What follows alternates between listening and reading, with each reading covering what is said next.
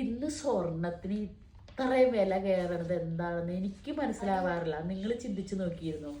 കാരണം ഇന്നത്തെ വിവാഹം കഴിയുന്ന ഒരു കുട്ടികളും 1 ഗ്രാം സ്വർണം പോലും ഇടുന്ന ഒരു രീതി കാണാറില്ല.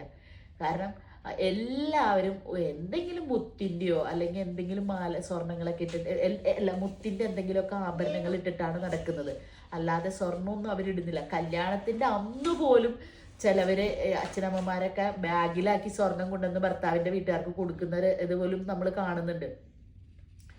ശരിക്കും പറഞ്ഞിട്ടുണ്ടെങ്കിൽ ഈ സ്വർണത്തിന് വില കൂടിയത് കൊണ്ടുള്ള ഒരു ഗുണം ബാങ്ക് ലോക്കറിനല്ലേ, ബാങ്കുകാർക്കല്ലേ. കാരണം ഈ ലോക്കറിൽ കൊടുത്ത് ഈ സ്വർണം വെക്കണമെങ്കിലും അതിനൊരു വാടകയുണ്ട്. അങ്ങനെ കൊടുത്ത് ആളുകൾ വെക്കുന്നതെന്നാണ് എനിക്ക് തോന്നുന്നത്. അല്ലാണ്ട് പണ്ട് കാലത്ത് ഒരുപാട് സ്വർണങ്ങൾ ഇട്ടാണ് സ്ത്രീകൾ ഉള്ളവര് ഒരുപാട് സ്വർണങ്ങളൊക്കെ ഇട്ടാണ് പുറത്തേക്ക് പോയിക്കൊണ്ടിരുന്നത്.